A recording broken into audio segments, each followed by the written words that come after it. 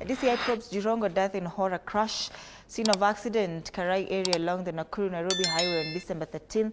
Everything has been covered here on the front page. CCTV footage at Presto Station near scene where JIRONGO died months later. They give an account of everything that happened leading to his death here. JIRONGO's car drives into Eagle Petrol Station from the Nairobi direction. He did not refuel. And at 2:19, his Mercedes-Benz registration number, that is KCZ350C, stops at the station exit. And at the same time, JIRONGO's car turns right, driving back towards the Nairobi direction.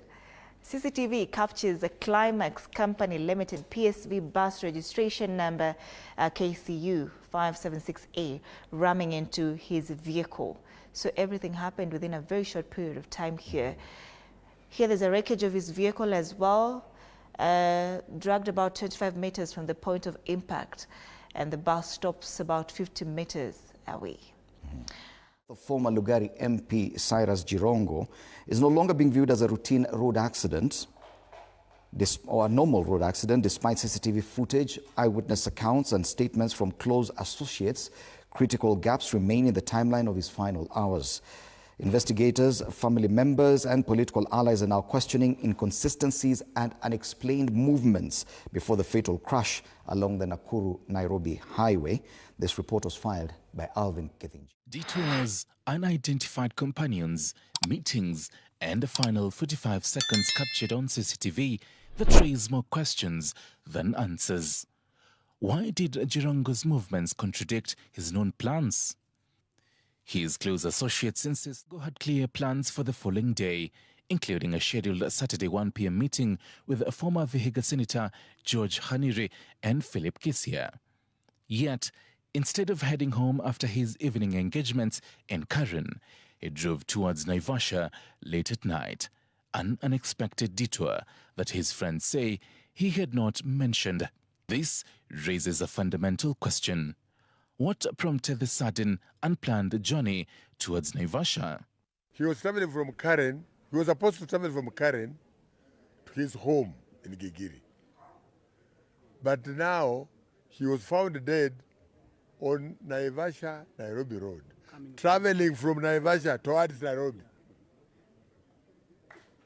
So we don't know. The only people who can find out is police.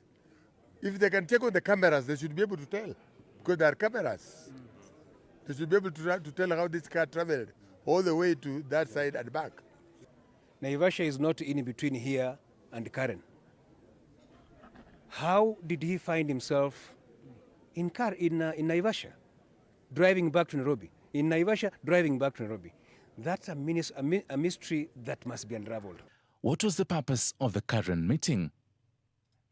According to George Khanire, JIRONGO was last seen at the Karen Oasis Bar in the company of National Assembly Speaker Moses Wetangula and other unidentified individuals. Wetangula reportedly left before 11 p.m. This marked the last time JIRONGO was seen in a group setting. The last confirmed phone call between Khanire and JIRONGO took place at 11 p.m., at which time JIRONGO was still at Karen Oasis.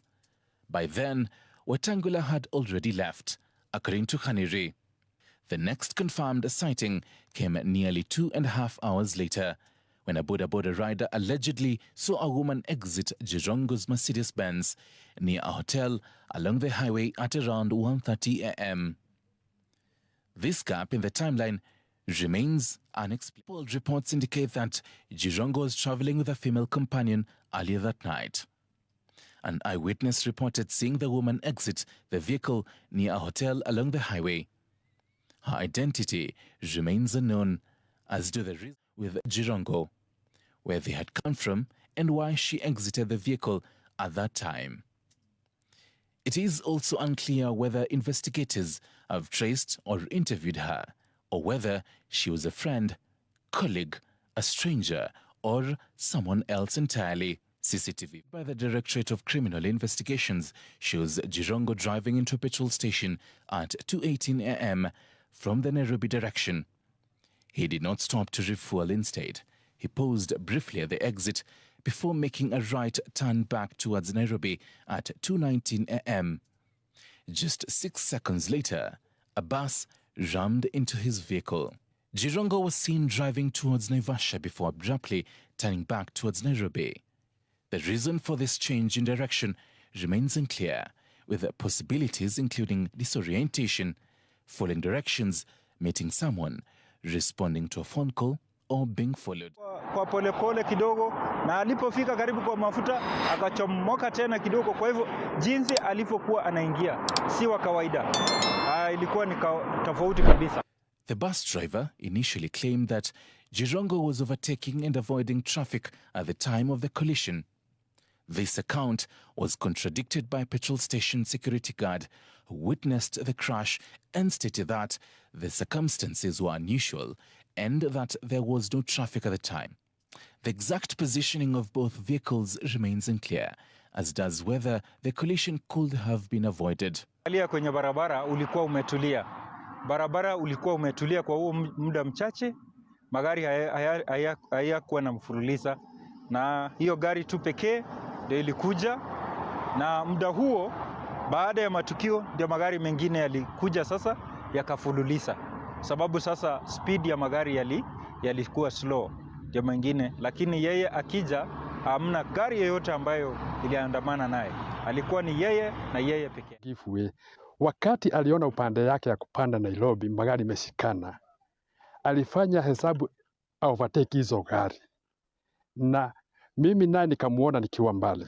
Nilipomuona nikiwa mbali, nikajaribu kanyaga hiyo gari break na kulikuwa kumenyesha. Nikaona nitamwaga watu 67. Nikienda kando nitamwaga watu 67. Sasa alikuja kama ameniingia direct kichwa kwa kichwa. The Directorate of Criminal Investigations has reportedly begun reviewing CCTV footage and interviewing witnesses. However, there has been no public mention of the examination of GPS data, calls made between 11 p.m. and the time of the crash, messages sent or received. The phone was recovered intact. Such digital evidence could help clarify several unresolved aspects of the case. We are asking the investigation officers to do everything possible and tell us what really happened. We, as the family, the community, and the country at large, we want answers. As investigations continue, Cheptak's testimony adds a new layer to a story that has gripped the nation, leaving many waiting for clarity on what truly happened in the early morning on the Nairobi-Nakuru highway. Some observers have raised concerns about the possibility of foul play due to the unusual sequence of events and the lack of clarity surrounding Jirongo's movements. While no evidence has been presented to support this theory, several factors continue to raise suspicion, including the unexplained detour, the unidentified companion, the petrol station stop, contradictory eyewitness accounts, and the meeting hours before his death.